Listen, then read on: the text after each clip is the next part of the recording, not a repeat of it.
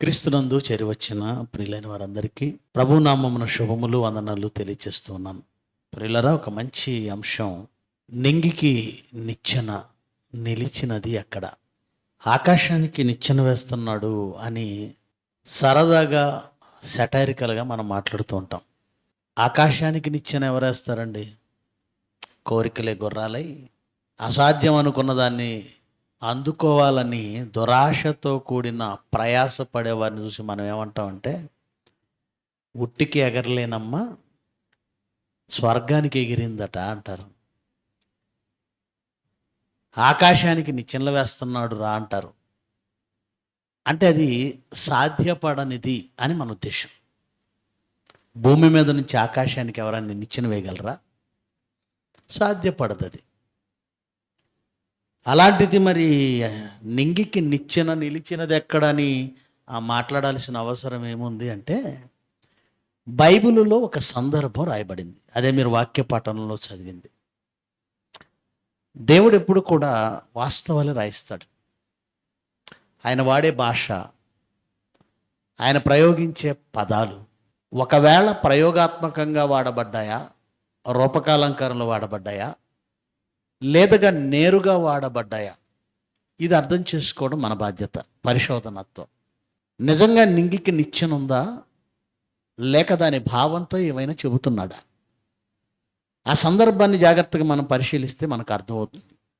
ఆదికాండము 28:10 నుంచి, యాకోబు బెయేర్షెబా నుండి బయలుదేరి హారాను వైపు వెళ్ళుచు ఒక చోట చేరి ప్రొద్దుగుంకినందున అక్కడ రాత్రి నిలిచిపోయాడు. మీ అందరికీ తెలుసు ఈ సందర్భం. యాకోబు తన అన్నకు భయపడి పద్దనరాముకు, సిరియాకు వెళుతున్నాడు, లాబాను దగ్గరికి వెళుతున్నాడు. ఆ మార్గ మధ్యంలో బెయేర్షెబా అనే ప్రాంతానికి వచ్చినప్పుడు జరిగిన సంఘటన ఇదంతా కూడా. ఒక చోట చేరి ప్రొద్దుగుంకినందున అక్కడ రాత్రి నిలిచిపోయి ఆ రాళ్లల్లో, ఆ చోటి రాళ్లల్లో ఒకటి తీసుకొని తనకు తలగడగా చేసుకొని అక్కడ పండుకొనెను. అప్పుడు అతడు ఒక కలగనెను. ప్రియులారా, ఆ కాలంలో దేవుడు కళ ఇచ్చాడు, స్వప్నం ఇచ్చాడు అంటే మనుషులకు ఉపదేశాన్ని సిద్ధపరుస్తున్నాడు అని అర్థం. ఈ రోజుల్లో అంటే మనకు బైబిల్ ఉంది. దేవుడు మాట్లాడాలంటే ఏం మాట్లాడాలనుకున్న లేఖనాలలో మనం చదువుకోగలం. కానీ ఒకనాడు అలా కాదు. ప్రవక్తలు కూడా లేనప్పుడు, ప్రవక్తల మాటలు ఈ భూమి మీద లేనప్పుడు ఆయన భక్తుల కొరకు ఏం సిద్ధపరిచాడో ఒకసారి యోబు గ్రంథం చదువుదామా? యోబు గ్రంథం 33వ అధ్యాయము 14వ వచనం నుంచి.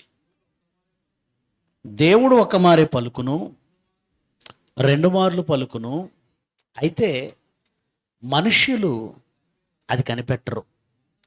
ఇదంతా గ్రంథం లేకముందు, ప్రవక్తలు లేకముందు సంగతి అండి. దేవుడు నానా సమయంలో నానా విధములుగా మన పితరులతో మాటలాడెను అని హెబ్రీ పత్రిక 1వ అధ్యాయం 1వ వచనంలో ఉంటుంది. నానా సమయములందు, పూర్వకాలమున నానా సమయంలో నానా విధాలుగా మన పితరులతో మాట్లాడాడు. ప్రవక్తల ద్వారా మాట్లాడిన విధము రాక ముందు మనుషులతో దేవుడు మాట్లాడిన విధం ఏమిటంటే కలల ద్వారా, స్వప్నముల ద్వారా. ఆ మాట ఇక్కడ రాస్తున్నాడు. దేవుడు ఒక మారే పలుకును, 2 మార్లు పలుకును, అయితే మనుష్యులు అది కనిపెట్టరు. మంచము మీద కునుకు సమయమున, గాఢ నిద్ర కలుగునప్పుడు, కలలో, రాత్రి కలుగు స్వప్నములలో నరులు గర్విష్ఠులు కాకుండా చేయుటకు తాము తలచిన కార్యము వారు మానుకొన చేయనట్లు గోతికి పోకుండా వారిని కాపాడునట్లు, కత్తి వలన నశింపకుండా వారి ప్రాణమును తప్పించునట్లు ఆయన వారి చెవులను తెరవజేయును, వారి కొరకు ఉపదేశము సిద్ధపరుచును. ఇది ప్రవక్తలు రాకముందు, గ్రంథం లేకముందు మనుష్యులను హెచ్చరించడానికి, బుద్ధి చెప్పడానికి, గోతికి పోకుండా వాళ్ళ ప్రాణాన్ని కాపాడడానికి వారి చెవులను తెరవజేసి ఉపదేశము సిద్ధపరిచే విధానం. అది ఎప్పుడు? ప్రవక్తలు లేకముందు.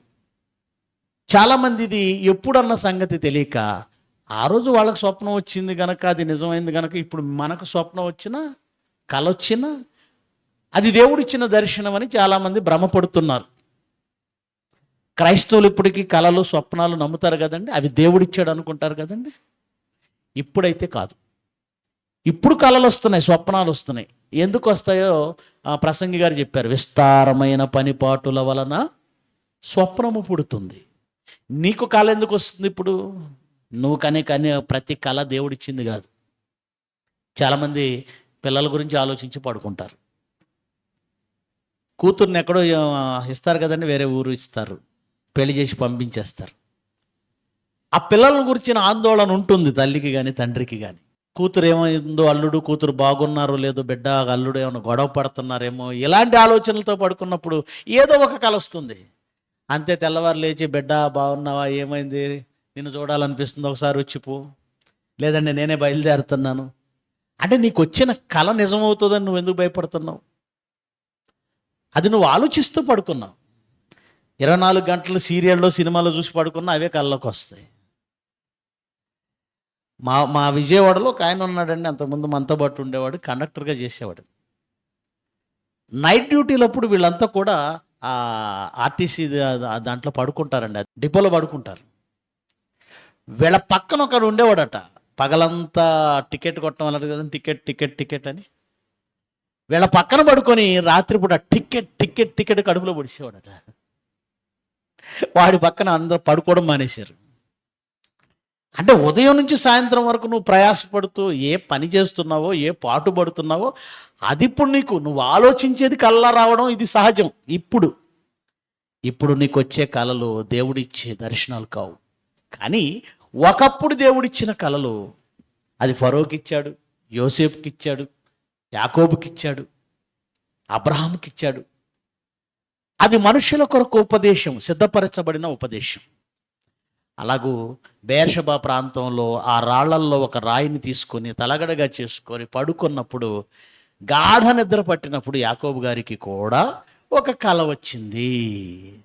ఏమొచ్చిందో చూడండి, అదే ఆదికాండం చదువుతున్నాం 28వ అధ్యాయం 12వ వచనం. అప్పుడు అతడు ఒక కలగనెను, అందులో ఒక నిచ్చెన భూమి మీద నిలవబడి ఉండెను, దాని కొన ఆకాశమునంటేను. భూమి మీద ఒక నిచ్చెన నిలబడిందట, ల్యాడర్ అంటాం మనం. నిచ్చెన అనగానే మనందరికీ తెలుసు, ఇంట్లో షెల్ఫ్లు పైన ఉన్న వాటిని ఎక్కడానికి చిన్న జర్మన్ సిల్వర్స్ ల్యాడర్స్ మనం ఏర్పాటు చేసుకుంటాం. అదే బయట కరెంట్ పోల్స్ ఎక్కాలనుకోండి, టెలిఫోన్ డిపార్ట్మెంట్ వాళ్ళు కానీ, లేదంటే కేబుల్ డిపార్ట్మెంట్ వాళ్ళు కానీ, లేదంటే కరెంట్ డిపార్ట్మెంట్ వాళ్ళు కానీ, వాళ్ళు పెద్ద పెద్ద నిచ్చెనలు వాడతారు. తర్వాత ఈ కొబ్బరికి బోండాలు కోసేవాళ్ళు, ఇలాంటి వాళ్ళు కూడా పెద్ద నిచ్చెనలు వాడతారు. అఫ్కోర్స్ దానికి రకరకాల పద్ధతులు ఉన్నాయి కొబ్బరి చెట్లు ఎక్కడానికి. ఎనీవే, ఎత్తులు ఎక్కడానికి నిచ్చెన వాడతారు అన్నది నిజం. నిచ్చెన ఎందుకు వాడతారు? ఎత్తులు ఎక్కడానికి గుర్తుపెట్టుకోండి. ఇప్పుడు ఈ నిచ్చెన ఎంతవరకు ఎత్తు ఉంది అంటే, మనం వాడే నిచ్చెనలో 10 అడుగులు 12 అడుగులు హైయెస్ట్, కొన్ని నిచ్చెనలు 15 అడుగుల వరకు ఉంటాయి, ఇక అంతే టాప్. అంతకుమించి ఎక్కువ నిచ్చెనలు ఎక్కువ ఎత్తు ఉండదు. కానీ యాకోబు గారికి కలలో కనబడిన ఈ నిచ్చెన మాత్రం ఎక్కడ వేయబడింది భూమి మీదే, నిలబడింది భూమి మీదే. కానీ దాని రెండవ కొన ఎక్కడుందట? ఆకాశానికి నిచ్చెన. ఆకాశానికి వేయబడిందా? నింగికి వేయబడిందా? అవును, నింగికి వేయబడింది, నింగికి నిలిచింది. అలా నింగికి వేయబడిన తర్వాత ఏం జరుగుతుందో చూడండి. దానిపైన దేవుని దూతలు ఎక్కుచూ దిగుచూ ఉన్నారు. దేవుని దూతలు ఎక్కుచూ దిగుచూ ఉన్నారు. మరియు యెహోవా దానికి పైగా దేవుడు నిలిచి ఉన్నాడట. అంటే ఆ నిచ్చెనకి పైన, అంటే ఈ నిచ్చెన దాదాపుగా ఎక్కడికి వెళ్ళింది అనమాట? స్వర్గం వరకు వెళ్ళిపోయింది. దానికి పైన ఉన్నాడంటే ఆకాశానికి వేయబడింది. దేవుడు ఎక్కడ ఉన్నాడంటే ఆకాశం పైన ఉన్నాడు, మనందరికీ తెలుసు. ఈ ఆకాశపు అంచు దాటిన తర్వాత మేఘమండలాల్లో నీళ్లు ఉన్నాయి. ఆ మేఘమండలంను దాటిన తర్వాత దట్టమైన మేఘం పరుచుకుని ఉంది. ఆ దట్టమైన మేఘము దేవుని సింహాసనపు కాంతిని మరుగుపరుచుతున్నది. ఇది మనకు తెలుసు. అంటే దాదాపుగా స్వర్గానికి నిచ్చెన వేయబడింది, ఆకాశానికి నిచ్చెన వేయబడింది. ఆ నిచ్చెన పైన దేవుడు ఉన్నాడు. దేవుడు పైన నిలిచి ఉన్నాడు. దేవదూతలు ఆ నిచ్చెన మీదకి ఎక్కుతున్నాయి దిగుతున్నాయి, ఎక్కుతున్నాయి దిగుతున్నాయి, ఎక్కుతున్నాయి దిగుతున్నాయి. ఆ తర్వాత ఏం జరిగింది? నేను మరియు యెహోవా దానికి పైగా నిలిచి అంటున్నాడు ఆయన, నేను నీ తండ్రి అయిన నేను నీ తండ్రి అయిన అబ్రహాము దేవుడను ఇస్సాకు దేవుడనైన యెహోవాను నీవు నువ్వు పండుకొని ఉన్న ఈ భూమిని నీకును నీ సంతానమునకు ఇచ్చేదను. నీ సంతానము భూమి మీద లెక్కకు ఇసుక రేణువుల వలె అగును. నీవు పడమటి తట్టును తూర్పు తట్టును ఉత్తరపు తట్టును దక్షిణపు తట్టును వ్యాపించదు. భూమి యొక్క వంశములన్నీ నీ మూలముగా నీ సంతాన మూలముగా ఆశీర్వదింపబడును. ఇదిగో నేను నీకు తోడై ఉండి నీవు వెళ్ళు ప్రతి స్థలమందు నిన్ను కాపాడుచు ఈ దేశమునకు నిన్ను మరలా రప్పించదను. నేను నీతో చెప్పినది నెరవేర్చు వరకు నిన్ను విడవనని చెప్పగా, కలలో ఇదంతా దేవుడు చెప్పాడు. యాకోబు నిద్ర తెలిసి నిద్ర లేచాడు, మెలకు వచ్చింది. అలా యాకోబు నిద్ర లేచి నిశ్చయముగా యెహోవా ఈ స్థలమందున్నాడు, అది నాకు తెలియకపోయాను అనుకొని భయపడి ఈ స్థలము ఎంతో భయంకరము, ఇది దేవుని మందిరమే గాని వేరొకటి కాదు, పరలోకపు గవిని ఇదే అనుకోలేను. ఏమనుకున్నాడట? పరలోకపు గవిని అంటే గుమ్మం, గవిని అంటే గేట్, గవిని అంటే ప్రవేశం, ఎంట్రన్స్. గవిని అంటే ప్రవేశం, గుమ్మం అనొచ్చు, ద్వారం అనొచ్చు, ప్రవేశం అనొచ్చు, గేట్ అనొచ్చు. పరలోకపు గవిని ఎందుకన్నాడు అన్నమాట? అక్కడ నిచ్చెన ఉంది గనక ఇక్కడి నుంచి వెళ్ళడానికి ఇది పరలోకానికి గేట్ అనుకున్నాడు. ఆయన అన్నాడా దేవుడు అన్నాడా? ఆ మాట ఎవరు అనుకున్నారు? దేవుడు అన్నాడా యాకోబు అనుకున్నాడా? సరిగ్గా చదవండి, అక్కడ ఏముందో చదవండి. ఇది దేవుని మందిరమే గాని వేరొకటి కాదు. పరలోకపు గవిని ఇదే అనుకొనెను. ఆ స్థలానికి ఏమని పేరు పెట్టాడు? మీ అందరికీ తెలుసు. ఏమని పేరు పెట్టాడు? బేతేలు అని పెట్టాడు. ఇక్కడ మీరు జాగ్రత్తగా ఆలోచించండి. ఇది దేవుని మందిరమే అని దేవుడు అన్నాడా యాకోబు అనుకున్నాడు? ఒకవేళ దేవుడు అని ఉంటే బేతేలులో దేవుని మందిరం కట్టారు, మనుషులు కట్టారు. కానీ శాశ్వతంగా బేతేలులో మందిరం ఉందా? మందిరం కట్టడం అంటే వాళ్ళు చిన్నగా ఒక బలిపీఠం పెట్టడం, ఓ చిన్న గుడారం వేసుకోవడం అలాంటివే తప్ప యెరూషలేము దేవాలయం లాంటి దేవాలయం కట్టారా? అక్కడ కట్టారా? బేతేలులో దేవుని దగ్గరికి వెళ్ళి రావడం అనేది అలవాటు, వాళ్ళకి వెళ్ళొచ్చారు. యాకోబును బట్టి బేతేలు ఈ పర్వతం మీద వాళ్ళు ఆరాధిస్తూ వచ్చారు, అది మీ అందరికీ తెలుసు. బేతేలులో దేవుని దగ్గరికి విచారించడానికి వెళ్ళారు. అనేక సందర్భాల్లో మనం చదువుతాం. అప్పుడప్పుడు బేతేలులో ఉన్న ఈ బలిపీఠము దగ్గరికి వెళ్ళి మనుషులు ప్రార్థించడం, అర్పణలు అర్పించడం, బలులు అర్పించడం జరిగాయి. కానీ దేవుడు మందిరం ఎక్కడ కట్టించాడు? యెరూషలేములో. ఇప్పుడు నా ప్రశ్న ఏంటంటే, ఇది ఒకవేళ దేవుని మందిరమే, ఇక్కడి నుంచే పరలోకం వెళ్ళొచ్చు, ఇది పరలోకపు గవినని దేవుడు డిసైడ్ చేసి ఉంటే ఇక్కడ వదిలేసి యెరూషలేములో మందిరం ఎందుకు కట్టించాడు? అంతే కదండి, ప్రశ్న అదే కదండి. ఇది దేవుని మందిరమే, ఇది పరలోకపు గవిని అని అనుకున్నది దేవుడు కాదు. ఆ మాట చెప్పింది దేవుడు కాదు. ఎవరు చెప్పారు? యాకోబు అనుకుంటున్నాడు. ఇది దేవుని మందిరమే కానీ మరి ఒకటి కాదు, ఇదే పరలోకపు గవిని అనుకున్నాడు, అతను అనుకున్నాడు. అలాగని యెరూషలేము దేవుని మందిరమా అంటే, ఆ తర్వాత కాలంలో మీరు నా కొరకు ఎలాంటి మందిరము కట్టుదురు? ఆకాశం నా సింహాసనము, భూమి నా పాదపీఠము, మీరు నా కొరకు ఎలాంటి మందిరం కట్టుదురు అని దానిని కూడా తిరస్కరించాడు. మనం ఇర్మియా గ్రంథంలో 7వ అధ్యాయంలో 4వ వచనంలో చూసాం. ఏం చూసాం? ఇర్మియా గ్రంథం 7:4 చదవండి. ఇర్మియా గ్రంథం 7వ అధ్యాయము 4వ వచనం.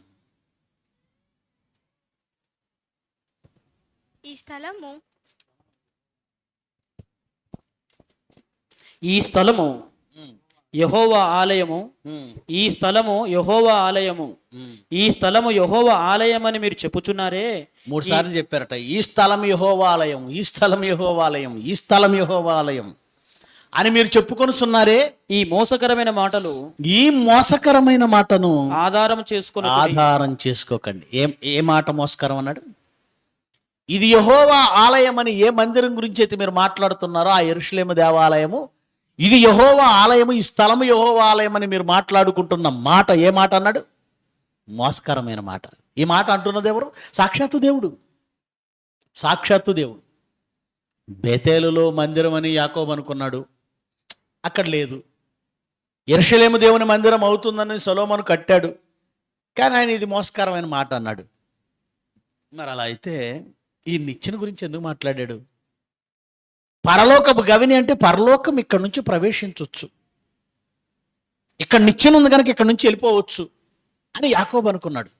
ఇప్పుడు మనం ఆలోచించవలసిందే, నిజంగా ఆ పరలోకపు నిచ్చెన బేతేలు స్థలంలో ఉందా? నిచ్చెన ఏదో ఉంది, అది బేతేలులో ఉందా, యెరూషలేములో ఉందా? అసలు ఈ నిచ్చెన నిలిచిన స్థలం ఎక్కడ? ఇప్పుడు మనం అర్థం చేసుకుందాం, ఈ నిచ్చెన దేనికి ఉపయోగం, దేనికి ఉపయోగపడుతుంది, ఏమెక్కాలి? కీర్తనల గ్రంథం 61వ అధ్యాయం, కీర్తనల గ్రంథం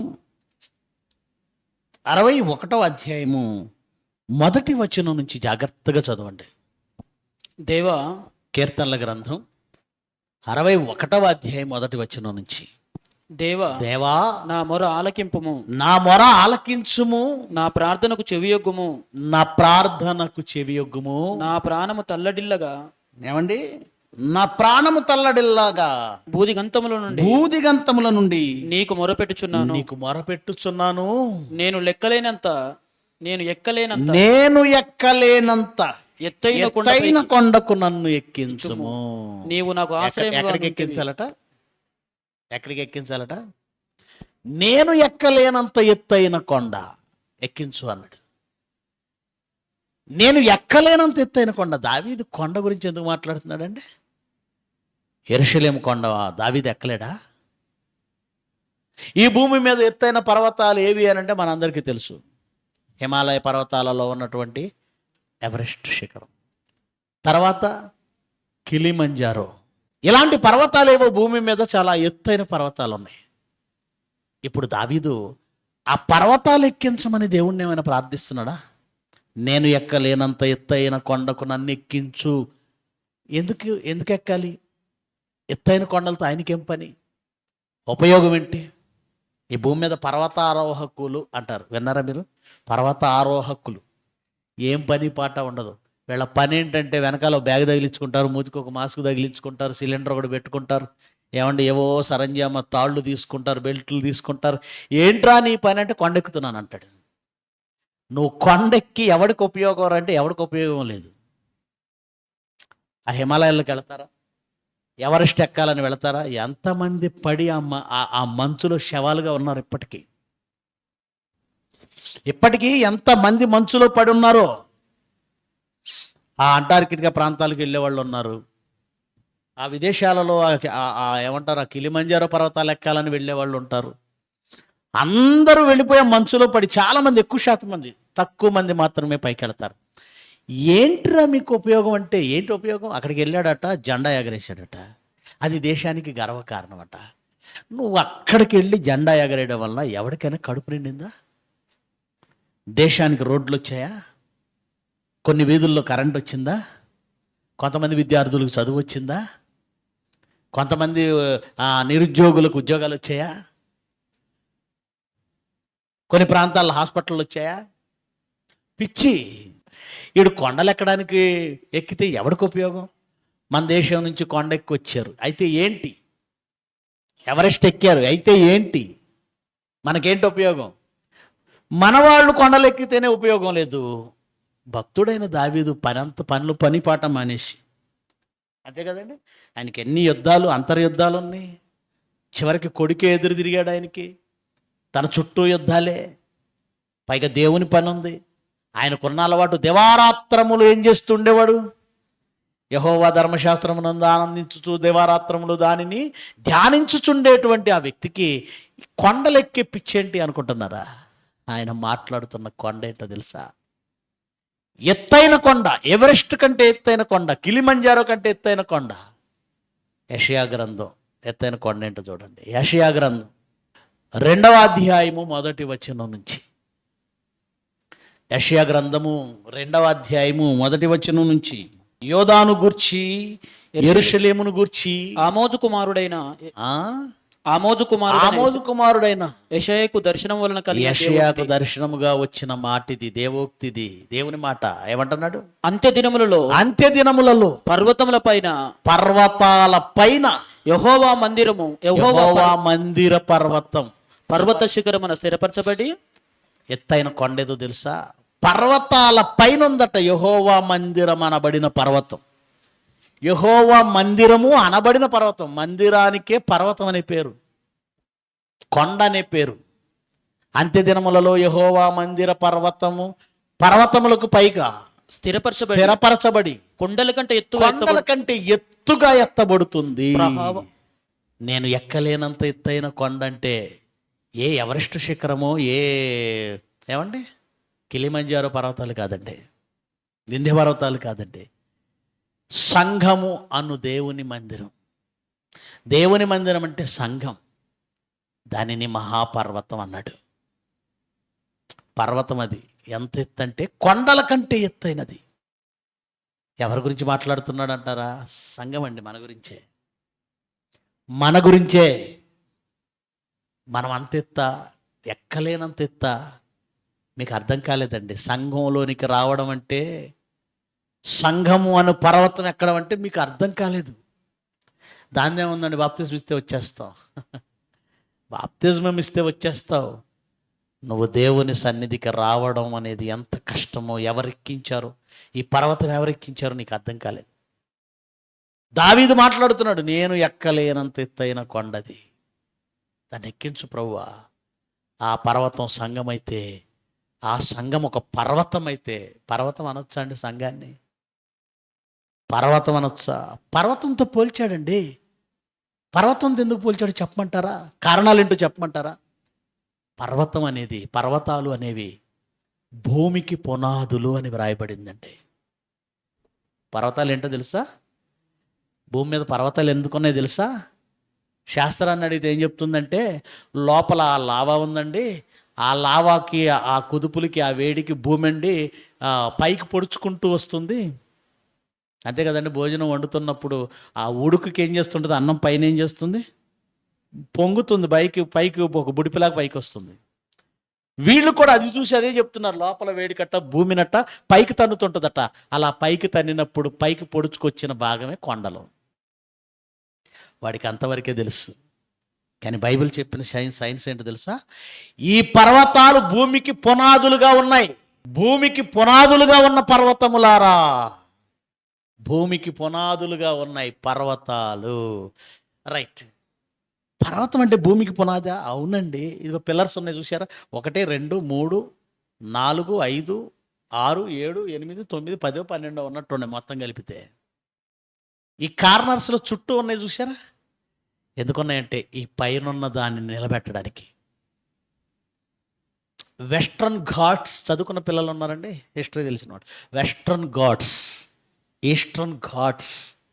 మన దేశానికి ఈస్టర్న్ ఘాట్స్ ఉన్నాయి, వెస్ట్రన్ ఘాట్స్ ఉన్నాయి. సముద్రానికి ఈ ప్రక్క ఆ ప్రక్క. ఎందుకున్నాయి తెలుసా? ఈ బిల్డింగ్కి ఈ పక్క ఆ పక్క పిల్లర్లు ఎందుకున్నాయో, భూభాగానికి కూడా ఈ పక్క ఆ పక్క ఏమున్నాయి? పిల్లర్స్, పర్వతాలు. ఈ పర్వతపు లోపలి కుదుళ్ళు ఈ లోపల నుంచి ఆ లోపలికి ఒక బాండింగ్ కలిగి ఉంటాయి, ఫ్రేమ్ కలిగి ఉంటాయి. అది భూమి విడిపోకుండా, ముక్కలవ్వకుండా ఆ పర్వతాలు కాపాడుతున్నాయి. గంటకు 1,11,600 కిలోమీటర్ల వేగంతో ప్రయాణం చేస్తున్న ఈ గుండ్రటి మట్టి ముద్ద ఆ వేగానికి విడిపోవడం లేదు అంటే, పర్వతాల లోపల ఒక ఫ్రేమ్గా కట్టబడి పునాదులుగా ఉన్నాయి. ఇది సైన్స్కు మించిన జ్ఞానం బైబిల్ చెప్పింది. భూమికి పునాదులుగా ఉన్న పర్వతములు. మేకా గ్రంథం 6వ అధ్యాయము 2వ వచనం. మేకా గ్రంథము 6వ అధ్యాయము 2వ వచనం. చదవండి, మాట చదవండి, ఎంత బాగుంటుందో. నా జనులారా మీకేమి చేసి తిని, మీకేం చేసి తిని, మిమ్మల్ని ఎలాగ ఆయాసపరిచి తిని, మిమ్మల్ని నేను ఎలా ఆయాసపరిచాను. తన జనుల మీద, 2వ వచనం చదువుతున్నారా? తన జనుల మీద యెహోవాకు, తన జనుల మీద యెహోవాకు గొడవ ఉందట, బాధ ఉందట. ఆయన ఇశ్రాయేలుల మీద కంప్లైంట్ చేస్తున్నాడు. ఆయన ఇజ్రాయేలుల మీద ఇశ్రాయేలీయుల మీద వ్యాజ్యమాడుచున్నాడు. నిత్యములై నిశ్చలములై నిశ్చలము అంటే కదలనివి, నిశ్చలములై భూమికి పునాదులుగా ఉన్న పర్వతములారా. పర్వతం ఏంటి? పునాది. పర్వతం ఏంటి? పునాది, పిల్లర్, ఆధారం. పర్వతం అంటే భూమికి ఆధారం. ఇప్పుడు సంఘమును పర్వతంతో ఎందుకు పోల్చాడు తెలుసా? సంఘము కూడా ఈ విశ్వానికి ఆధారం, ప్రపంచానికి ఆధారం. అది పిల్లర్. అది సంఘము పర్వతంతో పోల్చబడింది. ఇంకా ఏం మాట్లాడుతామంటే మనం పర్వతాల కొండల గురించి, మా అన్నయ్య అండి మా కొండంత అండండి, మా డాడీ అండి మా కొండంత అండండి. అండ అంటే సపోర్ట్, ఆధారం. ఒక అండ అని చెప్పాలన్నా పర్వతంతో పోలుస్తున్నాం. ఒక పునాది గురించి చెప్పాలన్నా పర్వతంతో పోలుస్తున్నాడు. సంఘాన్ని పర్వతంతో పోల్చడానికి గల కారణం ఏంటంటే ఈ ప్రపంచానికి అండేదో తెలుసా? సంఘమే. అందుకే పర్వతంతో పోల్చాడు. ఈ పర్వతం ఎంత ఎత్తులో ఉందంటే కొండల కంటే ఎత్తుగా ఎత్తబడిందట. ఎత్తుగా ఎత్తబడింది. ఈ కొండ ఎక్కటం అంత ఈజీ కాదండి. అందుకే దావీదు ఏమని ప్రార్థించాడు? నేను ఎక్కలేనంత ఎత్తైన కొండకు నన్ను ఎక్కించు. నేను ఎక్కలేనంత ఎత్తైన కొండకి. యేసుక్రీస్తు రాకముందు ఈ భూమి మీద నిజంగా సంఘం యొక్క స్థితి ఎంత గొప్పదో తెలుసండి. మనకి లెక్క లేకుండా పోయింది.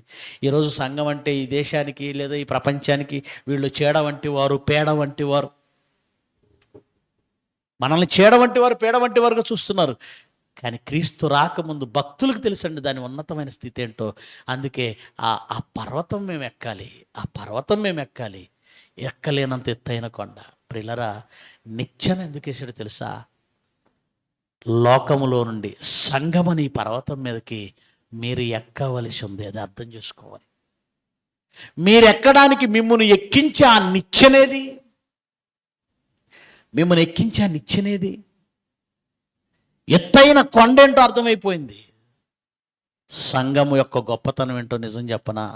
మీరొకసారి సంఘములోనికి వచ్చారంటే పరలోకములో కూర్చున్నట్టే. గతంలో చెప్పాను చాలాసార్లు, మళ్ళీ జ్ఞాపకం చేస్తున్నాం. మీరు సంఘంలోకి వచ్చారంటే మీరు ఎక్కడ కూర్చున్నట్టు తెలుసా? పరలోకంలో కూర్చున్నట్టు. తెలియని వాళ్ళకి మరొకసారి జ్ఞాపకం చేస్తాను. ఎఫెసీ 2:7 చదవండి. ఎఫెసీ 2:7. క్రీస్తు యేసునందు మనలను ఆయనతో కూడా లేపాడట. యేసుక్రీస్తుతో పాటు మనల్ని లేపాడట, మృతుల్లో నుండి లేపాడట. పరలోకమందు ఆయనతో కూడా కూర్చుండబెట్టి. మీరెప్పుడు క్రీస్తుతో పాటు మృతుల్లో నుండి ఎప్పుడు లేచారు చెప్పండి? నేను మృతుల్లో నుండి లేచానండి అన్నవాళ్ళు చేయొద్దండి. నేను క్రీస్తుతో పాటు మృతుల్లో నుండి లేచానండి అన్నవాళ్ళు చేయొద్దండి. అదేంటండి క్రీస్తుతో పాటు మృతుల్లో నుండి లేచేది రెండవ రాకడలో కదా, ఇప్పుడెప్పుడు లేచామండి మేము అంటారా? అది కూడా ఒక్క వ్యక్తి ఎత్తాడండి చెయ్యి. ఆయన క్రీస్తుతో పాటు మృతుల్లో నుండి లేచాడట. నేను కూడా క్రీస్తుతో పాటు మృతుల్లో నుండి లేచాను. మీలో ఎవరైనా లేస్తే చేయొద్దండి. చూసారా? ఎందుకైనా మంచిది చేద్దామనే. బాప్తిస్మం తీసుకున్న వాళ్ళు చేయొద్దండి. మీరు ఎందుకు తీసుకున్నారో తెలియకుండా తీసుకున్న క్యాండిడేట్లు అనమాట. అయితే ఎవరైనా తీసుకోమని బలవంతం చేశారా? అంటే బాప్తిజం గురించి ఏం తెలియకుండా తీసేసుకున్నారా? పాపముల చేత, అపరాధముల చేత మీరు చచ్చిన వారై ఉండగా క్రీస్తు మిమ్మల్ని ఏం చేశాడు? బాప్తిజం అంటే మీరు మళ్ళీ పుట్టారు, మృతులలో నుండి బ్రతికారు. మొదటి పునరుద్ధానం అది. బాప్తిజమము మొదటి పునరుద్ధానం. మీరు ఆల్రెడీ మృతుల్లో నుండి లేచారు. బాప్తిజం తీసుకున్న వాళ్ళని నీటిలో ముంచుతాడా సేవకుడు? ముంచుతాడు. దాని అర్థం ఏంటంటే సమాధి చేయటం. మరలా తిరిగి లేపుతాడా? మీరు మృతుల్లో నుండి లేచారు ఆ రోజు. పెళ్ళికి తీసుకున్న క్యాండిడేట్లు ఉన్నారేమో ఇక్కడ. బాప్తిజం అంటే పెళ్ళికి తీసుకునేది కాదు. మొత్తం సామూహికంగా జనవరి 1 ఇస్తున్నారు కనుక వాళ్ళతో పాటు నేనేళ్ళు మునిగానని అనకండి. బాప్తిజం గురించి పూర్తిగా తెలుసుకోండి. పాపములతో, అపరాధములతో మృతులలో ఉన్న మిమ్మను క్రీస్తుతో కూడా దేవుడు ఆ రోజు ఏం చేశాడు తెలుసా? బ్రతికించాడు. ఆల్రెడీ బాప్తిజం తీసుకున్న వారంతా మొదటి పునరుద్ధానం చెందారు. ప్రకటన గ్రంథం 2వ అధ్యాయం 6వ వచనం. ఈ మొదటి పునరుత్థానములో ఈ మొదటి పునరుద్ధానములో పాలు గలవారు పాలు గలవారు ధన్యులను ధన్యులు. పరిశుద్ధులనై యుందురు. ఏ పునరుద్ధానం అట? మొదటి పునరుద్ధానం. మొదటి పునరుద్ధానం అన్నాడంటే రెండవ పునరుద్ధానం కూడా ఉందని అర్థం, అంతేనా కదా? ఇదిగో ఈమె మా మొదటి అమ్మాయి అండి అంటే దాని అర్థం ఏంటి? రెండో అమ్మాయి ఉందని చెప్పాల్సిన అవసరం లేదు. మొదటి అమ్మాయి అన్నప్పుడే రెండో అమ్మాయి. రాజుగారికి మొదటి భార్య అన్నామంటే ఇంక చెప్పనవసరం లేదు. రాజుగారికి మొదటి పునరుద్ధానం అన్నప్పుడే నీకు వెంటనే ఏం అర్థం కావాలి? రెండవది ఉంది. మొదటి పునరుద్ధానం ఏది, రెండవ పునరుద్ధానం ఏది? యేసు రెండవ రాకడలో వచ్చినప్పుడు భూమిలో నుండి, మట్టిలో నుండి, సమాధిలో నుండి మీరు బద్దలు కొట్టుకుని పైకి వస్తారే, అది రెండవ పునరుద్ధానం. చావులో నుంచే వస్తారు అప్పుడు. మరి మొదటి పునరుద్ధానం ఇప్పుడు కూడా చావులో నుంచే బ్రతికారు. ఎలా? పాపముల చేత, అపరాధముల చేత మీరు ఆల్రెడీ చచ్చిపోయారు. దేవుడు ఏం చేశాడు? మిమ్మల్ని బ్రతికించాడు. అర్థమైందా? ఇప్పుడు ఎఫెసీ 2:7 వచ్చేయండి, మీకు అర్థమవుతుంది. ఇది బాప్తిజం తీసుకున్న వాళ్ళందరికీ వర్తించే మాట. చదవండి 2:7 ఎఫెసీ పత్రిక. క్రీస్తు యేసునందు మనలను ఆయనతో కూడా లేపి పరలోకమందు ఆయనతో కూడా కూర్చుండబెట్టి. పరలోకమందు ఆయనతో కూడా, క్లియర్గా చదవండి, పరలోకమందు ఆయనతో కూడా కూర్చుండబెట్టెను. కూర్చుండబెట్టును. బెట్టును అని ఉందా? బెట్టెను అని ఉందా? కూర్చుండబెట్టును అంటే భవిష్యత్తులో జరిగేది. కానీ అక్కడేముంది? మనలను ఆయనతో కూడా పరలోకమందు కూర్చుండబెట్టెను. నేను పరలోకంలో కూర్చున్నానండి. మీలో ఎంతమంది కూర్చున్నారు? ఇక్కడ డౌటే. వాక్యం చెప్పినా డౌటే. మీరు బాప్తిజం తీసుకున్న వాళ్ళంతా పరలోకంలో కూర్చున్నారు. ఇప్పుడు కూర్చున్నారు. నమ్మబుద్ధి కావట్లేదా? మీరు వైజాగ్ వెళ్ళాలి, రిజర్వేషన్ చేసుకున్నారు, బస్ రిజర్వేషన్. మీకు సీట్ నెంబర్ 10, 11 వచ్చాయి. మీరు రిజర్వేషన్ చేసుకున్న తర్వాత ఎవరైనా వచ్చి ఆ 10, 11 సీటు కావాలని ఆ రిజర్వేషన్ కౌంటర్లో అడిగారు అనుకోండి, వాడు ఏమంటాడు తెలుసా? సార్ ఆల్రెడీ ఉన్నారు సార్ అంటాడు. అదేంటి, బస్సు రేపు కదా, బస్సు రాలేదు, వాళ్ళు ఎవరో వెళ్ళి ఎక్కలేదు, సీటు ఫిల్ కాలేదు, కానీ వాడు ఏమంటాడంటే ఆల్రెడీ ఉన్నారు సార్ అంటాడు. అంటే నువ్వు 4 రోజుల ముందు బస్సు రాకముందు ఆ బస్సులో నువ్వు కూర్చున్నావా? నువ్వు కూర్చున్నావు, ఇంకెవడికి ఎవరది? నువ్వు కూర్చున్నావు. నువ్వెప్పుడైతే బాప్తిజమంలో క్రీస్తుతో కూడా బ్రతికించబడి సంఘంలో కూర్చున్నావో నీ సీటు పరలోకంలో ఏమైపోయింది? ఫిల్ అయిపోయింది. నువ్వు కూర్చున్నావు అక్కడ. ఇక్కడ కూర్చోబెట్టడం దేంతో, ఎక్కడ కూర్చోబెట్టడంతో సమానమని బైబిల్ చెప్పింది? నువ్విక్కడ సంఘంలో కూర్చున్నట్టు పరలోకంలో కూర్చున్నట్టు. ఇప్పుడు ఏది గొప్ప? లోకములో నుండి సంఘంలోనికి రావడం చాలా గొప్ప. అది నువ్వు ఎక్కలేనంత ఎత్తైన కొండ. సంఘంలో కూర్చోవడం అంటే చిన్న విషయం కాదండి. సంఘంలో సభ్యత్వం అంటే చిన్న విషయం కాదండి. క్రైస్తవులు ఏదో మత మార్పిడి చేస్తున్నారనే మూర్ఖులకి తెలియదు ఇది. ఇది అందరికీ వచ్చే సభ్యత్వం కాదు. ఇక్కడ కూర్చున్నవాడు ఎక్కడ కూర్చున్నట్టు? పరలోకంలో. అది మనం ఎక్కలేనంత ఎత్తైన కొండ. ఆయన కృపచేత ఎక్కిచ్చేశాడు. మనం ఎక్కలేము, మనం నీతిమంతులం కాలేదు. ఆయన కృపచేతనే. అందుకే కిందకేమన్నాడు చూడండి, కంటిన్యూ చేయండి. ఎఫెసీ 2:7 కంటిన్యూ చేయండి, మీకు అర్థమవుతుంది. మీరు విశ్వాసము ద్వారా, మీరు నమ్మారంతే. ఆయన నమ్ముకున్నారు. అయ్యా నిన్నే నమ్ముకున్నాం అన్నారంతే. మీరు విశ్వాసం ద్వారా కృపచేతనే రక్షింపబడి ఉన్నారు. ఇది మీ వలన కలిగినది కాదు, ఇది మీరెక్కగలిగినది కాదు, మీ వలన కలిగినది కాదు, దేవుని వరమే. ఇది దేవుడిచ్చిన వరం. మీకు దేవుడు వరం ఇచ్చేసాడు. అంటే సంఘంలో కూర్చోవటం దేవుడిచ్చిన వరమా?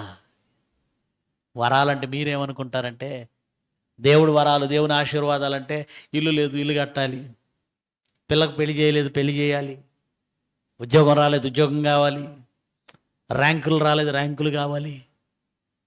ఇవేం వరాలండి? అసలు వరం ఏంటో తెలుసా? పరలోకంలో కూర్చోటం.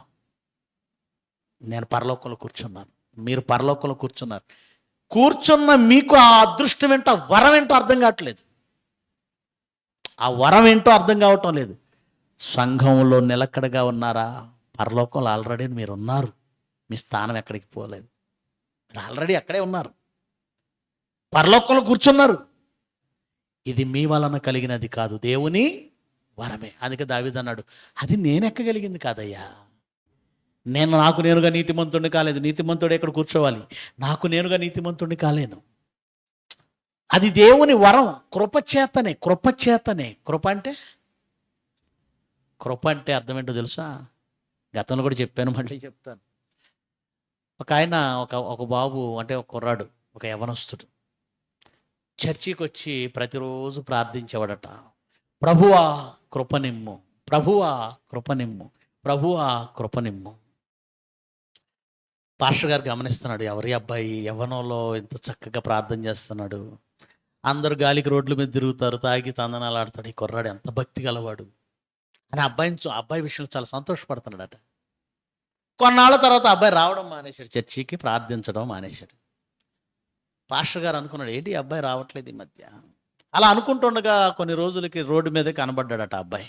పాస్టర్ గారు పిలిచారు, ఏమయ్యా, చర్చికి వచ్చేవాడివి, చక్కగా ప్రార్థించేవాడివి, కృపనిమ్ము అని ప్రార్థించేవాడి, ఇప్పుడు ఎందుకు రావట్లేదు అని అడిగాడట. అప్పుడు ఆ అబ్బాయి తడుముకోకుండా అన్నాడట, కృపకు పెళ్ళైపోయింది సార్ అన్నాడట. అంటే ప్రతిరోజు వచ్చి ఈయన ప్రార్థన చేస్తూ అడుగుతున్న కృప ఎవరన్నమాట? అదన్నమాట. ఇంకేం అడుగుతాడు? పెళ్ళైపోయిందట. కృప అంటే ఆడపిల్లల పేరు కాదు. గివింగ్ అంటే ఎగ్జామ్స్ రాసినటువంటి పిల్లల్లో ఎవరైనా పాస్ మార్క్స్ ఎంత 35, 32 మార్క్స్ వరకు వచ్చో, 33 మార్క్స్ వరకు వచ్చో ఆగిపోయారు అనుకోండి.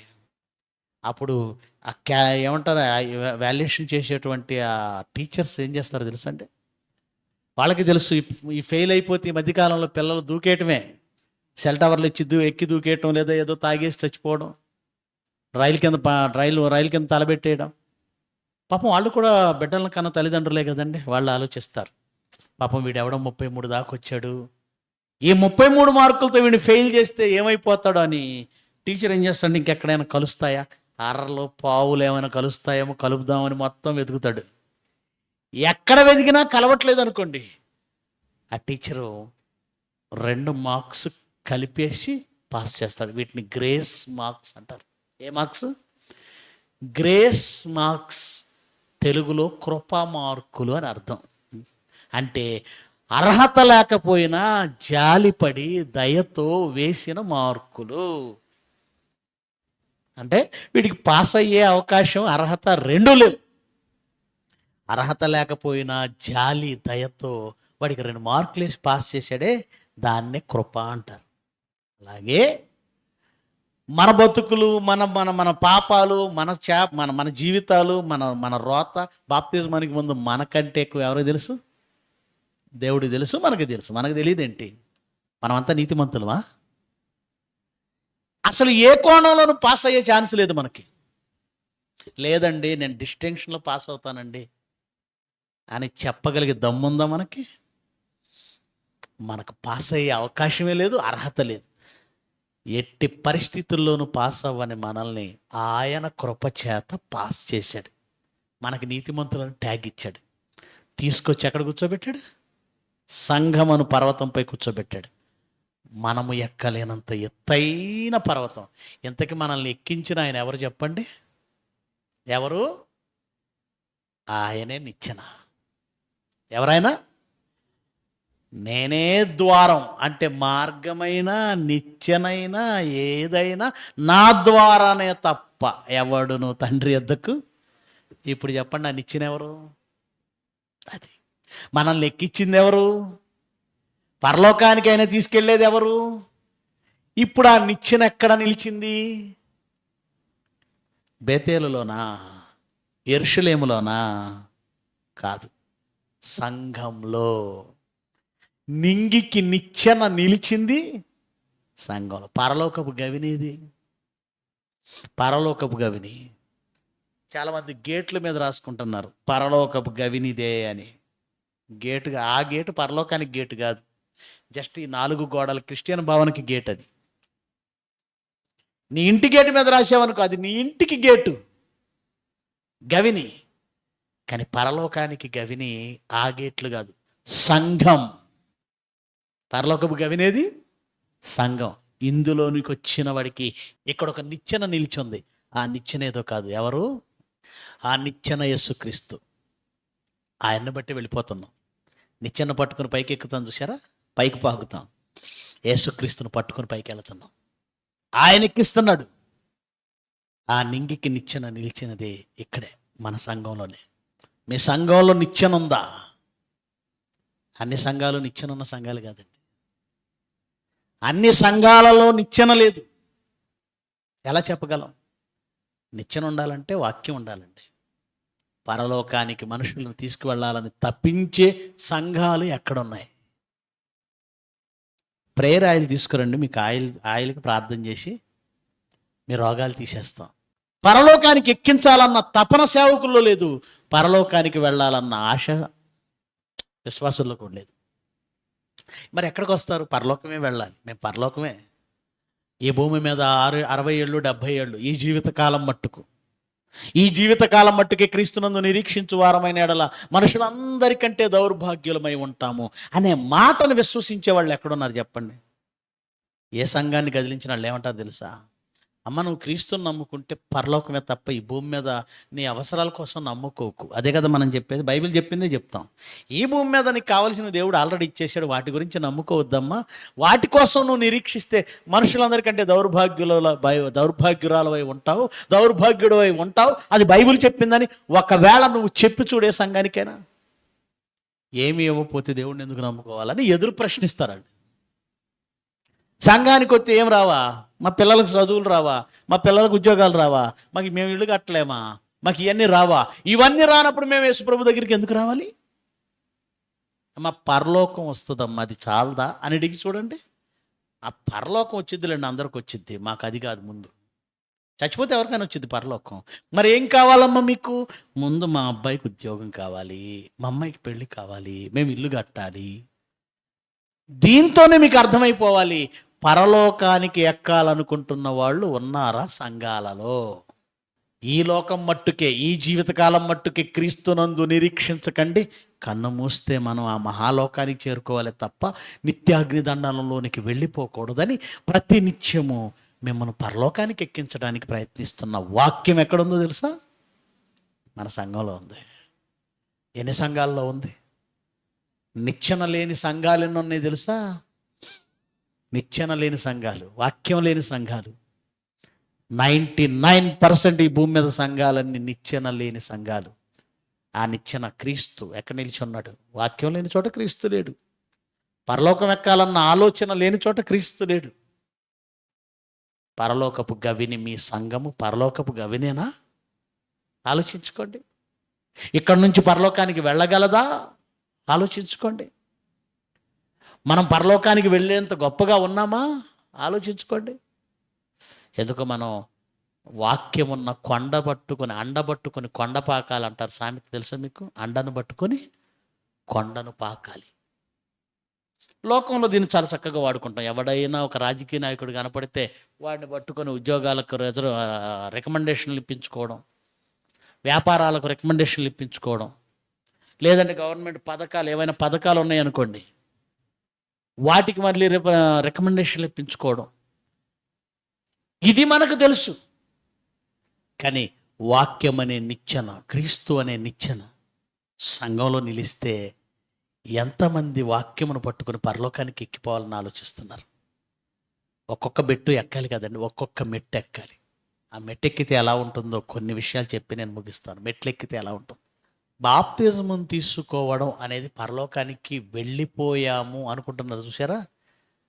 రిజర్వ్ అయ్యింది. అక్కడ మీరు కూర్చున్నారు. ఇక కూర్చున్న తర్వాత కిందకి పడడం అనుకోకండి. రిజర్వేషన్ అయింది, మీరు పరలోకంలో కూర్చున్నారు. కానీ మనం చేసే తప్పులను బట్టి జీవగ్రంథంలో ఎప్పుడైతే పేరు తుడిపి పెట్టబడుతుందో, జీవగ్రంథంలో ఒకసారి పేరు రాయబడిన తర్వాత ఇక దేవుడు తుడిచిపెట్టాడు అనుకోకండి, తుడిచేస్తాడు. రిజర్వేషన్ అయిన తర్వాత క్యాన్సిల్ అవ్వదేంటి? రిజర్వేషన్ క్యాన్సిల్ చేసే సామర్థ్యం రిజర్వేషన్ చేసినోడికి ఉందా లేదా? మిమ్మల్ని పరలోకంలో రిజర్వ్డ్ కూర్చోబెట్టేశాడు, తోసేసే అధికారం ఆయనకు ఉందా లేదా? ఉంది. ఎందుకు తోసేస్తాడు? మన చేతిలోనే ఉంది. Step by step. మొదటి మెట్టు నువ్వు పరలోకంలో కూర్చోడానికి బాప్తిజమం. అక్కడ నుంచి నువ్వు ఎక్కవలసిన మెట్లు ఉన్నాయి. అదే నిచ్చెనకు కూడా మెట్లు ఉంటాయి కదండి. నిచ్చెనకు కూడా ఏమున్నాయి? ఆ మెట్లు ఉన్నాయి. ఆ మెట్లు ఎలా ఉంటాయో పేతురు గారు చెప్పాడండి. చూద్దాం ఒకసారి. పేతురు గారు రాసిన 2వ పత్రిక 1వ అధ్యాయము 3వ వచనం నుంచి చదువుదాం. 3వ వచనం నుంచి. తన మహిమను బట్టి గుణాతిశయమును బట్టి మనలను పిలిచిన వానిని గూర్చిన అనుభవ జ్ఞానం మూలముగా ఆయన దైవశక్తి జీవమునకు భక్తికిని, ఆయన దైవశక్తి జీవముకు భక్తికి కావలసిన వాటన్నింటినీ, జీవమునకు భక్తికి రెండిటికి, దైవశక్తి అట జీవమునకు భక్తికి కావలసిన వాటన్నింటినీ మనకు దయచేయుచున్నదట. ఆయన దైవశక్తి అట మన జీవానికి మన భక్తికి ఏమేం కావాలో, మనం బ్రతకడానికి మనం భక్తిగా ఉండడానికి ఏమేమి కావాలో అవన్నీ దయచేయుచున్నందున దేవుని గూర్చినట్టు మన ప్రభు అయిన యేసుక్రీస్తుని గూర్చినట్టు అనుభవ జ్ఞానము వలన మీకు కృపయు సమాధానము విస్తరించునుగాక అన్నాడు. దేవుడు మనకి భక్తికి ఏం కావాలో అన్నీ ఇస్తున్నాడట. మన జీవమునకు ఏం కావాలో అన్నీ ఇస్తున్నాడట. గనుక మనకు కృపా సమాధానం ఏమవ్వాలట? విస్తరించాలి అని. తర్వాత ఏమన్నా 4వ వచనం. ఆ మహిమ గుణాతిశయములను బట్టి ఆయన మనకు అమూల్యములను అత్యధికములైన వాగ్దానములను అనుగ్రహించి ఉన్నాడు. అనుగ్రహిస్తాడా? అనుగ్రహించి ఉన్నాడా? దేవుడు మీకేదో ఇంకా ఇవ్వలేదు అనుకోకండి, అన్నీ అనుగ్రహించాడు. అనుగ్రహించి ఉన్నాడు. ఇంతకీ వాగ్దానాలంటే ఏవో, నిజమైన వాగ్దానాలేవో, నిజమైన వరాలేవో, నిజమైన ఆశీర్వాదాలేవో క్రైస్తవులు తెలుసుకోలేకపోయారు. పిల్లలు పుట్టడమో, ఇళ్ళు కట్టడమో, ఉద్యోగాలు రావడమో, రోగాలు తగ్గడమో ఇవి కాదు. అసలైన వాగ్దానాలు, అసలైన ఆశీర్వాదాలు చెప్తున్నాడు కిందకి. ఏంటా వాగ్దానాలు? ఆ మహిమ గుణాతిశయమును బట్టి ఆయన మనకు అమూల్యములను అత్యధికములైన వాగ్దానమును అనుగ్రహించి ఉన్నాడు. దురాశను అనుసరించుట వలన లోకమందున్న భ్రష్టత్వమును, అంటే మనకు భ్రష్టత్వం వచ్చింది. ఎందుకు వచ్చింది? దురాశ. మనం భ్రష్టత్వంలోకి వెళ్ళడానికి మొదటి స్టెప్ ఏంటో తెలుసా? దురాశ. దురాశను అనుసరించడం వల్ల నువ్వు భ్రష్టత్వంలోకి వెళ్ళావు, నేను భ్రష్టత్వంలోకి వెళ్ళాను. ఆ భ్రష్టత్వం మనలోకి వచ్చేసింది. దురాశను అనుసరించటం వలన మనలోకి వచ్చిన భ్రష్టత్వమును ఈ వాగ్దానముల మూలముగా బాబ్బా ఏమన్నా అర్థమవుతున్నాయి ఆయన మాటలు? వాగ్దానం అంటే, ఆశీర్వాదం అంటే భ్రష్టత్వాన్ని మీరు తప్పించుకోవడం కంటే పెద్ద ఆశీర్వాదం ఇంకొకటి లేదు. దుష్టత్వము నుండి తప్పించుకోవడం కంటే పెద్ద ఆశీర్వాదం, వాగ్దానం మరొకటి లేదు. ఏమండి, ఉరిశిక్ష వేస్తానన్నారు పోలీసులు. అయిపోయింది, కోర్టు ఉరిశిక్ష వేసింది. ఇప్పుడు మీకు కావలసిన వరం ఏంటి చెప్పండి? ఉరిశిక్ష వేసినప్పుడు నీకే వరం కావాలి అని కోరుకో అంటే, నిజంగా బుర్రన్నవాడు సాధ్యమైతే నాకు ఈ ఉరిశిక్ష రద్దు చేయండి అంటాడు. అదే కదా. అది సాధ్యం కాదు కనుకనే చివరి కోరిక ఏంటంటే బిర్యానీ తినాలి, మా ఆవిడతో మాట్లాడాలి, మా పిల్లలతో మాట్లాడాలి. కానీ నిజంగా చావులోనికి వెళ్ళి ఉరిశిక్ష పడుతున్న వాడికి నీకు కావలసిన వరం ఏంటంటే, వాడు సాధ్యం కాదు కనుక అది అడగట్లేదు, కానీ సాధ్యమైతే వాడు అడిగే మొదటి వాగ్దానం ఏంటి? ఉరి తప్పించుకోవాలి. ఉరి తప్పించుకోవడం కంటే నాకు బంగారు గొలుసు తెచ్చేవాడిని అని ఆ టైంలో అడిగాడు అనుకోండి, అసలు వాడు అడుగుతాడా? నాకు బంగారపు చైన్ కావాలి, బ్రాస్లెట్ కావాలి. అప్పుడు కావాల్సింది ప్రాణం. దేవుడు కూడా నాయన అసలైన వాగ్దానం లేదా అసలైన ఆశీర్వాదం ఏంటో తెలుసా? మీరు భ్రష్టత్వం నుండి తప్పించుకోండి, లేకపోతే ఆ భ్రష్టత్వం మిమ్మల్ని ఎక్కడికి లాక్కెళ్తుంది? నిత్యాగ్ని దండంలోనికి. దేవుడిచ్చిన వాగ్దానాల వలన మీరు భ్రష్టత్వాన్ని తప్పించుకుంటారు. భ్రష్టత్వం నుండి తప్పించుకొని దేవ స్వభావమందు పాలివారమగునట్లుగా, దేవుడిచ్చిన వాగ్దానాలతో మనమట భ్రష్టత్వాన్ని తప్పించుకొని దేవుని స్వభావంలో పాలివారం అవుతాం. దేవుని స్వభావంలో పాలివారం అవుతాం. అసలైన ఆశీర్వాదం ఇదే.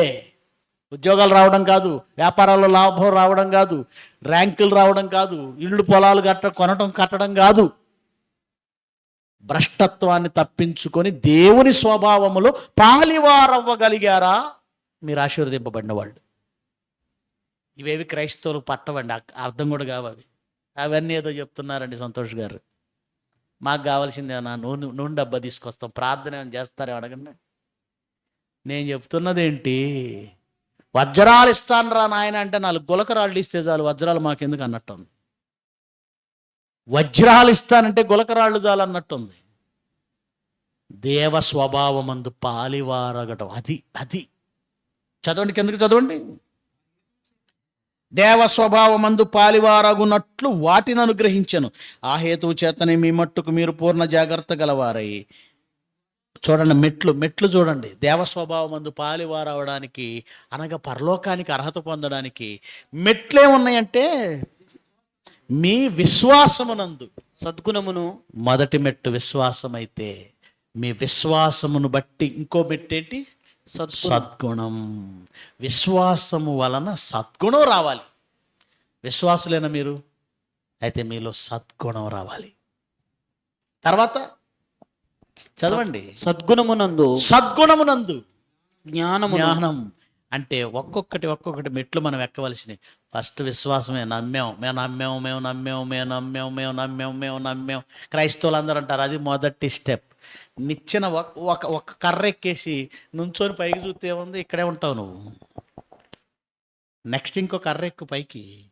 విశ్వాసమునందు సద్గుణం తర్వాత జ్ఞానమునందు ఆశానిగ్రహమును. మనవాళ్ళు ఇక్కడ అయిపోయారు. విశ్వాసం నుంచి సద్గుణానికి ఎక్కారు, సద్గుణం నుంచి జ్ఞానానికి ఎక్కారు. మనవాళ్ళందరి జ్ఞానం దగ్గర ఆగిపోయారు.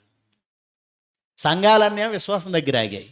మన వాళ్ళు అక్కడ నుంచి 2 స్టెప్పులు దాటి జ్ఞానం దగ్గర ఆగారు. ఇక్కడ నుంచి ఎలా వెళ్ళాలో చూడండి.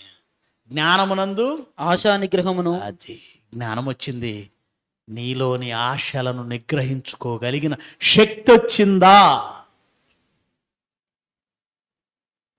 ఏ ఆశల్ని అణుచుకుంటున్నావు?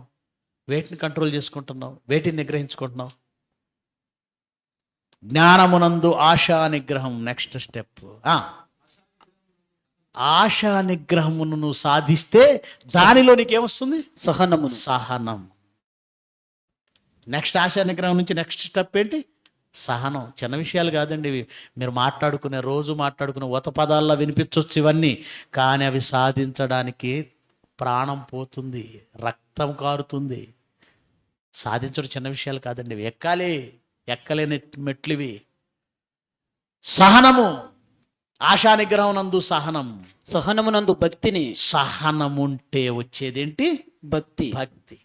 చాలామంది మేము భక్తి గలవాళ్ళం. నమ్మితే భక్తి గలవాడివా? భక్తి తర్వాత ఏముంది? విశ్వాసం తర్వాత ఏముంది? సద్గుణం ఉంది. సద్గుణం తర్వాత ఏముంది? జ్ఞానం ఉంది. జ్ఞానం తర్వాత ఏముంది? ఆశానిగ్రహం తర్వాత ఏముంది? సహనము కూడా నువ్వు సాధిస్తే వచ్చేదే భక్తి. ప్రతివాడు నేను భక్తుడు అంటే కుదరదు. వీడు భక్తుడు అంటాడు, వెళ్ళిపోయి గుళ్ళు గోపురాలు పగలు కొడతాడు. వీడు భక్తుడు అంటాడు, వచ్చేవాళ్ళని పోయేవాళ్ళని కొడతాడు. వీడు భక్తుడు అంటాడు, చేయకూడవన్నీ చేస్తాడు. సహనము తర్వాత వచ్చేది భక్తి. భక్తి యందు సహోదర ప్రేమను. భక్తి ఉన్నవాడికి నెక్స్ట్ వచ్చేది ఏంటి? సహోదర ప్రేమ. సహోదర భక్తి సాధించిన తర్వాత సాధించవలసింది సహోదర ప్రేమ. సహోదర ప్రేమ యందు దయను అమర్చుకోండి. దేవ స్వభావమందు పాలివారవ్వడం ఫస్ట్. విశ్వాసమునందు సద్గుణమునందు జ్ఞానమునందు ఆశానిగ్రహమునందు సహనమునందు భక్తినందు సహోదర ప్రేమ యందు. ఈ మెట్లెక్కుతూ వెళితే నువ్వెక్కలేనంత ఎత్తైన కొండ నువ్వు సాధించగలుగుతున్నావు. దేవుడు ఎక్కిస్తాడు. ఎలా ఎక్కిస్తాడు? వాక్యాన్ని తీసుకో ముందు. ఇవన్నీ రావాలంటే, ఈ మెట్లు ఎక్కాలంటే ముందు ఏది రావాలి మనకి? వాక్యం. ఈ వాక్యమే ఎక్కిస్తుంది అన్ని మెట్లు. వాక్యాన్ని పక్కన పెట్టేస్తే విశ్వాసం దగ్గర అవుతావు. విశ్వాసం నుంచి సద్గుణం నుంచి జ్ఞానము నుంచి ఆశానిగ్రహంలో సహనంలో భక్తిలో సహోదర ప్రేమలో దయేది. ఇవన్నీ తర్వాత ఏమన్నాడు? చదవండి, కంటిన్యూ. ఇవన్నీ ఇవి మీకు కలిగి విస్తరించిన ఎడల ముందు కలగాలి. అసలు కలిగాయా? ఫస్ట్ ఇవి మీకు కలిగి ఫస్ట్ కలగాలి, ఫస్ట్ పుట్టాలి. ఇవి మీకు కలిగి విస్తరించిన ఎడల అంటే ఏదో కొద్దిగా విశ్వాసం వచ్చిందండి, కుదరదు. ఆ విశ్వాసం విస్తరించాలి. ఏమండి ఏదో నాకు కొద్ది జ్ఞానం వచ్చింది, కుదరదు. జ్ఞానం విస్తరించాలి. ఏమండి కొద్దిగా సద్గుణం వచ్చింది, కుదరదు, విస్తరించాలి. ఏమండి కొద్దిగా భక్తి వచ్చింది, కుదరదు, విస్తరించాలి. ఏమండి కొద్దిగా సహనం వచ్చింది, కుదరదు, విస్తరించాలి. సహోదర ప్రేమ కొద్దిగా వచ్చింది, కుదరదు, విస్తరించాలి. దయ కొద్దిగా వచ్చింది, కుదరదు, విస్తరించాలి.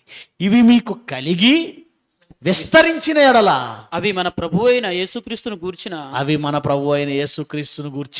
అనుభవ జ్ఞాన విషయములో మిమ్మును సోమరులైనను నిష్ఫలులైనను కాకుండా చేయును. అది పరలోకం వెళ్ళాలంటే, ఆ మెట్లెక్కాలంటే నువ్వు సాధించి విస్తరించవలసిన సుగుణాలు, నువ్వు ఎక్కవలసిన మెట్లేవి.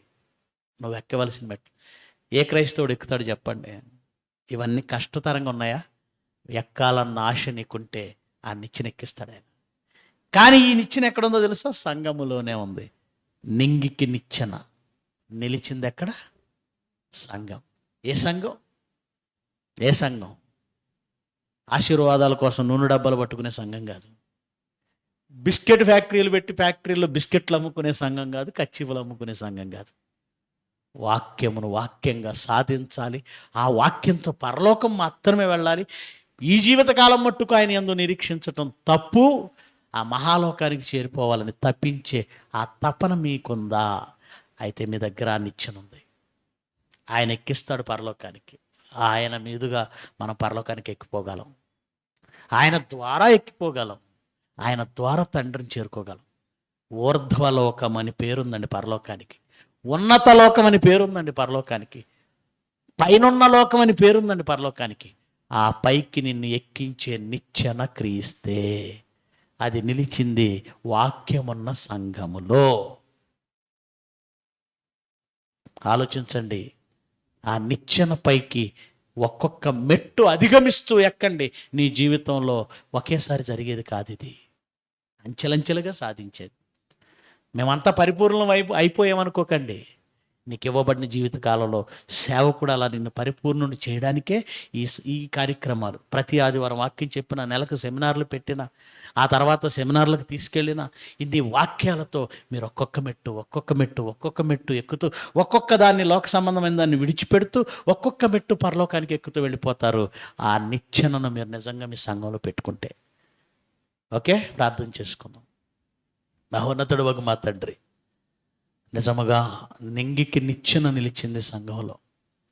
ఎన్ని సంఘాలు నిజంగా ఉన్నతమైన లోకానికి ఎక్కిపోవాలని ఆలోచిస్తున్నాయి?